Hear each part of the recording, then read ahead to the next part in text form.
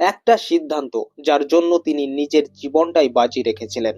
ঈশ্বরচন্দ্র বিদ্যাসাগর পণ্ডিত, সংস্কৃতজ্ঞ, সমাজের সম্মানিত মানুষ। কিন্তু তিনি জানতেন সমাজ বদলাতে গেলে নিজের শান্তিটা আগে হারাতে হয়। 19 শতকের ভারত, বিধবা মানেই সাদা কাপড়, অপমান আর আজীবন বন্দিদশা। সমাজ বলতো এটাই ধর্ম, এটাই নিয়ম। কিন্তু বিদ্যাসাগর প্রশ্ন তুললেন, মানবতা তাহলে কোথায়?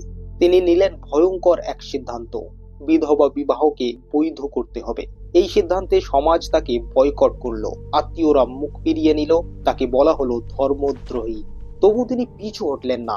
তিনি শুধু সিদ্ধান্তই নিলেন না, শাস্ত্র ঘেঁটে যুক্তি দিলেন বিধবা বিবাহ অনৈতিক নয়। নিজের টাকায় বিধবা বিবাহ দিলেন, রাস্তায় নেমে অপমান সহ্য করলেন। কারণ তিনি বিশ্বাস করতেন সমাজের সংস্কারের জন্য নিজের জীবনটাই সবচেয়ে সস্তা বস্তু হয়ে দাঁড়ায়। হাজারো বাধা অতিক্রম করে শেষমেশ 1856 সালে পাশ হলো উইডো রিম্যারেজ অ্যাক্ট।